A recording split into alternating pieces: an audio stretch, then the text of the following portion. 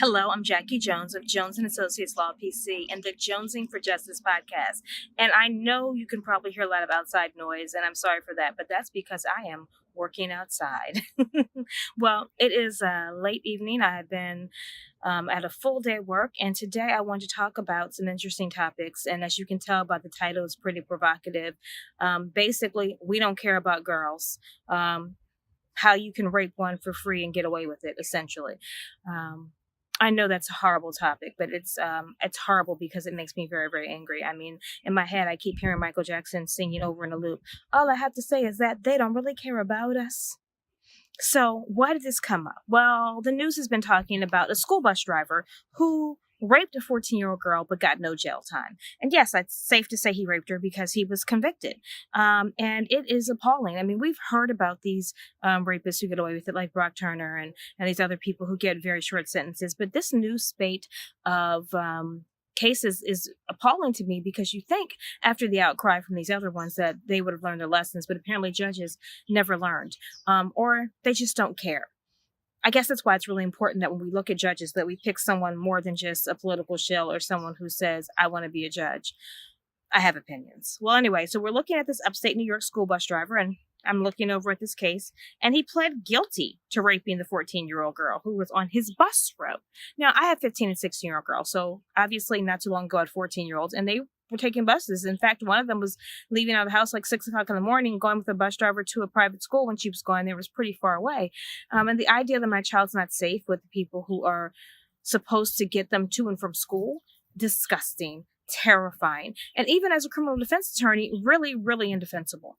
Um, so the judge said that Shane Piche, Piche, who was 25 years old, was sentenced to 10 years probation and must register as a sex offender, but not even forever. But he escaped jail time because he had no previous arrest. That's right. And not having arrest means that you can go ahead and rape a 14-year-old, taking away something that she can never get back, her innocence, her childhood.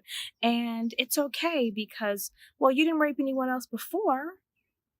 Now imagine that. I mean, we're so hard on things like drugs. You didn't sell drugs before, but we'll throw you in jail for it. Oh, well, you all get to murder one person for free. How about that? No. How about you rob one store for free? No jail time. No. But apparently raping little girls, that's perfectly appropriate and perfectly okay. Sickening. The judge, James P. McCleskey, said probation was an appropriate sentence because Peach had no prior arrest and only had one victim. Like I said, you can rape just one girl and not go to jail. That's some old BS. So he pled guilty to third-degree rape. And he met the girl when he was on his job as a bus driver. And it's funny how, because they said he had sex with her in his apartment. He didn't have sex with her. He raped her. She's 14. That's not sex. It's rape. Let's stop making it seem like it was some kind of choice. Now, that already happened. And then I'm scrolling through the news and I see another one where a man avoids prison time after holding a teenage girl as a sexual captive in a dog cage. A dog cage. Now, the thing that's interesting about that, this man is from Gwinnett County in Georgia, which I know kind of well since my sister lives in Gwinnett. Hey. And he's a 33-year-old man, Michael Wysolowski. He was also sentenced to 10 years probation. I mean, what is it about 10 years? Well, we just keep you on probation for 10 years. The fact that you have assaulted teenage girls, well, that should all just go away. Ridiculous. And he he did 8 months of jail time after pleading guilty Thursday to first degree cruelty to children and interstate interference with custody. So here's the deal. He's getting the credit for the 8 months he spent in detention. Basically, probably couldn't pay his bail. That's why he did the 8 months.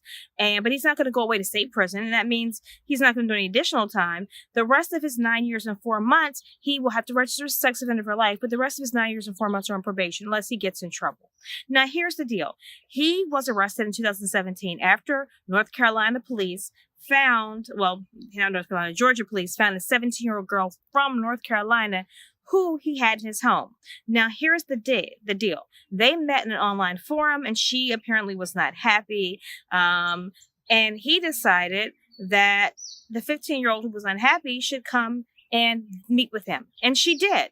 So she ends up, he picked her up when she was 16 on an interstate near Charlotte, which is near where she lived, takes her to Georgia. And they're saying basically he can't be charged with child molestation because the age of consent is 16 in Georgia. Here's the ridiculousness about that. What is the age of consent in the place where he took her? Because if you take a child across state lines for purposes of immoral activity or sexual purposes or something like that, you don't get to say, well, imagine this. Utah, the state of age of consent may be 13. I'm not saying it is, but let's say it's 13. If someone takes my child from Pennsylvania, who's a 13-year-old, and then takes her to Utah to have sex with her, do you think they shouldn't suffer for what they did, which is basically kidnap a child out of the state of Pennsylvania to take her to do something that would be illegal in our state because it's legal there? That's some old BS too. Now, the girl isn't named, obviously. She's a sexual assault victim, but she agreed to enter into a consensual relationship, and 16-year-olds do that. Like, that's not surprising. Just trying to clear the screen. 16-year-olds do that. But the problem is that after a while, she had issues because he refused to acknowledge when she said he was using excessive force. They had safe words. She didn't acknowledge he didn't acknowledge the safe words. So basically, he decided that because she consented once, she was consenting again and again and again, even when she made it clear that she was no longer consenting. And obviously, when she no longer consented, he decided to do other things like using food to punish her. R. Kelly, anyone? And because the girl was anorexic, he would say, he controlled her around food and force her to perform sexual acts in exchange for allowing her to eat. He was originally charged with rape, aggravated sodomy, first-degree cruelty to children, and interstate interference with custody. But the rape and the aggravated sodomy charges were dropped in the plea deal. The family, however, did prioritize that he registers as a sex offender, which I guess is important, but it doesn't make any sense to me. I mean, he didn't get bond. That's why he did any jail time at all, because maybe 10 years would have been enough with no jail time again, because we all know that you can rape one girl for free, right? Isn't that what we've learned today's podcast? Rape one girl for free. Awful. Now, the other thing is that during the victim impact statement, the girl's father said she was found malnourished with ringworm and suffering from back problems because she had been repeatedly held in a dog cage. That the psychological damage that he inflicted was beyond imagination. And it sounds beyond imagination. So I guess what I'm trying to figure out is that what part of the game is that? When did it become okay for judges to say that even in horrific cases involving teenage girls who have been sexually assaulted, that it's okay not to give jail time to perpetrators who have admitted their crimes, perpetrators who are caught in the act, perpetrators who have done horrific and unspeakable things to children? We need to stop sexualizing girls into women and saying that because they are interested or they're pretty or they look old or whatever it is, that they're not capable of being raped or that they're not capable of being harmed. And we need to also stop saying that boys will be boys and that they should get a free pass. If it's your child that's harmed, do you think the perpetrator is entitled to a free pass? I know I don't. I know that these cases might have been different had it been my 15 or 16-year-old at those ages, because I think the question would have, the title would have been lawyer indicted for murder, and something along the lines of should this lawyer be convicted after killing the person who raped and held her daughter captive? So, you let me know what you think. I definitely know what I think, and I have no problem sharing it with you. But you tell me what you think about these type of issues, whether or not it is okay to not give jail time in those situations. So again, I'm Jackie Jones, and have a great day.